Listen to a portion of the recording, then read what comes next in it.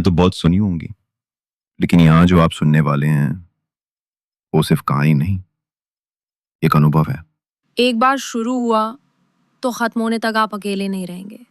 आंखें बंद करिए, सांस थाम लीजिए और चलिए अंधेरे में उतरते हैं। सब्सक्राइब कर लीजिए क्योंकि डर यहीं बसता है। जब हम उस सुबह जंगल की ओर निकले थे तो सब कुछ बेहद आसान और सीधा लग रहा था। मैं एक डॉक्यूमेंट्री फिल्म मेकर और वो मनोविज्ञान की रिसर्चर। हम छत्तीसगढ़ के घने जंगलों में एक गांव की तलाश में निकले थे, कोराखुट। तुम्हें यकीन है यहाँ कोई गांव है? ये रास्ता तो बंद सा लग रहा है। पुराने नक्शों में दिखता था, अब सिर्फ लोकल्स को ही पता होता है।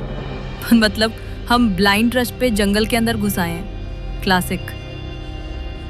अब डंडी पतली होती गई।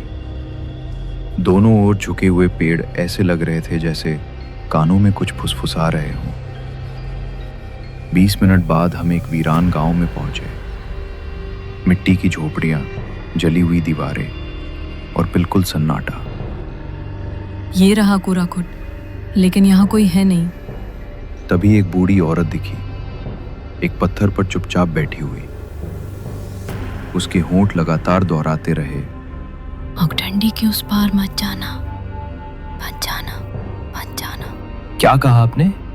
आप ठीक है? औरत चुप हो गई। उसकी आंखें सीधे उस लड़की को घूरने लगी और फिर उसने कहा, तू लौटी है।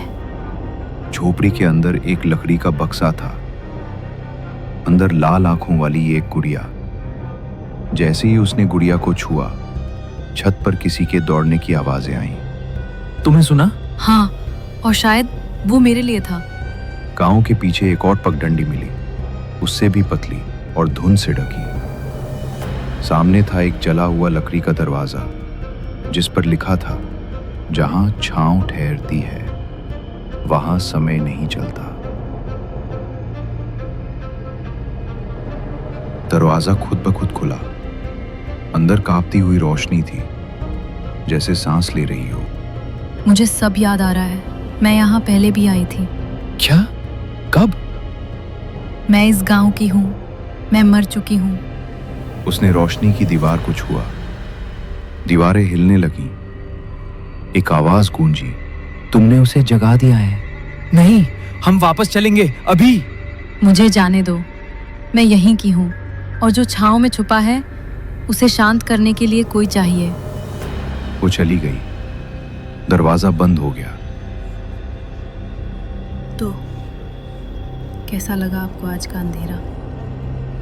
अगर अब भी दिल की धड़कनें तेज है तो कमेंट में बताइए। और अगर अगली बार फिर डर से मिलने की हिम्मत है तो चैनल को सब्सक्राइब करना मत भूलिए। हम फिर मिलेंगे किसी और साए के साथ। तब तक अंधेरे से दूर मत जाना।